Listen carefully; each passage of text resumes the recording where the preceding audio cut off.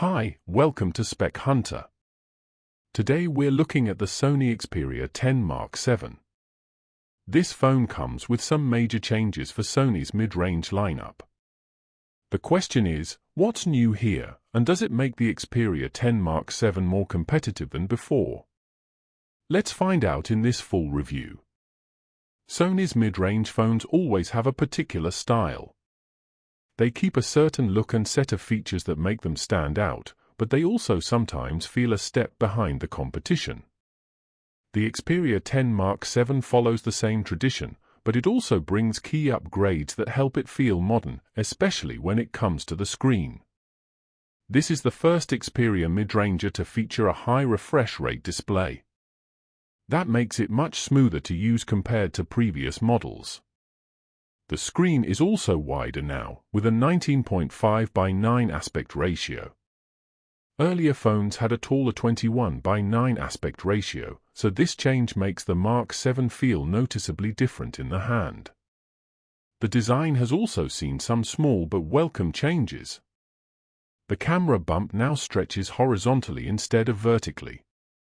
The back is flat plastic with a matte rubber-like finish, and the frame is flat plastic as well. It feels slim, lightweight, and comfortable to hold. Sony has kept the strong durability ratings here too. The phone is IP65 and IP68 certified against dust and water, which means it can handle splashes or even a short dip without damage. The display itself is 6.1 inches, just like last year, but because of the wider aspect ratio the phone's overall shape feels different. It's protected by Gorilla Glass Victus 2, which is more resistant to scratches and drops. The screen resolution is 1080p, and now it refreshes at 120 Hz. This is a huge improvement, since the older models were stuck at 60 Hz. That was one of the main complaints about Sony's mid-range phones, and now the issue has been solved. The way the phone manages the refresh rate is a bit unusual, though. In some apps like YouTube, Chrome, or certain games, the refresh rate automatically drops to save battery. On the home screen or other apps, it stays locked at 120 Hz, even when nothing is moving. Strangely, gaming is one area where it sometimes lowers the refresh rate, which doesn't really make sense. At least you can go into developer options to force games to run at the full 120 Hz if you want. Aside from this, the display looks good. The bezels are thicker than on most other phones today, and the selfie camera is inside the top bezel instead of a punch hole. Some might see this as outdated, but it actually gives the phone a retro feel. Brightness is also solid. With the manual slider, it reaches over 670 nits, and in auto mode it can boost to around 1600 nits when needed. That's bright enough to use outdoors comfortably, even under strong sunlight. Sony has also kept features that many brands have removed. The Xperia 10 Mark VII still has a 3.5mm headphone jack. It also has stereo front-facing speakers. The sound is clean, with pleasant mids and good loudness, although at maximum volume there can be some distortion. For security, you get a side-mounted fingerprint scanner built into the power button. It's fast and accurate. Storage is solid at 128 GB, and you can expand it further with a micro SD card, which is rare these days.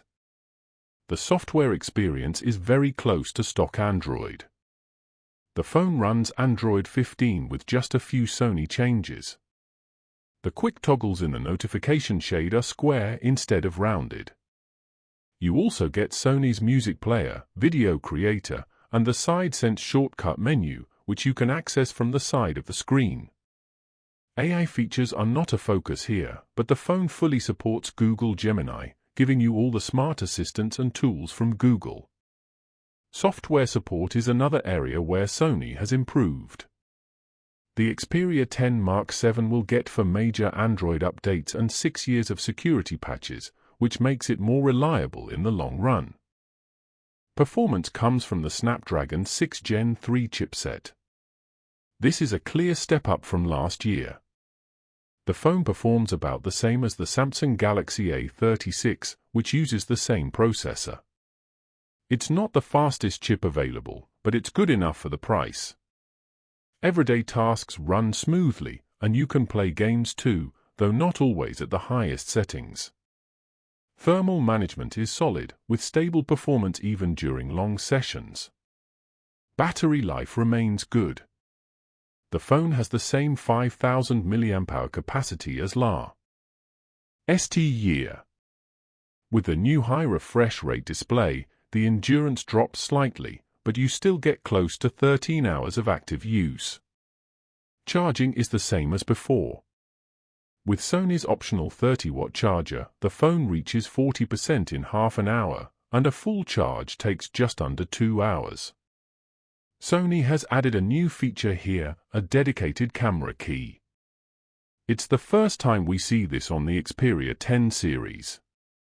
You can use it to open the camera quickly, take screenshots, or snap photos.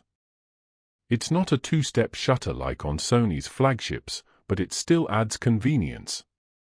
For the cameras, you get two on the back, a main camera and an ultra-wide. Both have higher resolutions than before. The main camera shoots 12-megapixel photos. They look good, with nice colors and contrast, but the dynamic range is limited, so highlights often get clipped. Portrait shots are decent, though subject separation is not always precise. Digital zoom at 2 times is soft, with details looking artificial. Still, colors remain lively. In low light, the main camera performs well. Automatic night processing delivers photos with good exposure, solid detail, and natural colors. The ultra-wide camera, however, is weaker. It produces soft photos with low detail, and the dynamic range is poor. Highlights often blow out. At night, it struggles even more, with muddy textures and bright lights completely blown out. The front camera is 8 megapixels. Selfies look fine, with good skin tones and detail, but again, dynamic range is limited, so backgrounds often lose detail. For video, the main camera can record in 4K at 30 frames per second. The other cameras are limited to 1080p. The 4K footage looks good, with nice detail and colors, but again, the dynamic range is narrow. Ultra-wide video is soft and blurry, though colors are consistent with the main camera. Stabilization works well and smooths out shakes, especially when walking. In low light, video is usable, but shadows look dark and highlights are blown out. So, what do we have in the end? The Sony Xperia 10 Mark VII is a slim and durable mid-ranger with a clean design and solid build. It keeps features like a headphone jack, expandable storage, stereo speakers, and now adds a dedicated camera key. The display has finally been upgraded to 120 Hz, which makes the experience much smoother. The phone isn't perfect. Competitors offer faster charging, more powerful processors, and better cameras. But the Xperia 10 Mark VII has its own unique charm. If these features appeal to you, it's a phone worth considering. If you're looking at alternatives, the Samsung Galaxy A36 and the Xiaomi Poco F7 are strong options in the same price range. Both bring their own strengths and might suit different needs. That's it for this review of the Sony Xperia 10 Mark VII. Thanks for watching Spec Hunter. Don't forget to like the video, subscribe to the channel, and press the bell icon so you never miss the latest updates.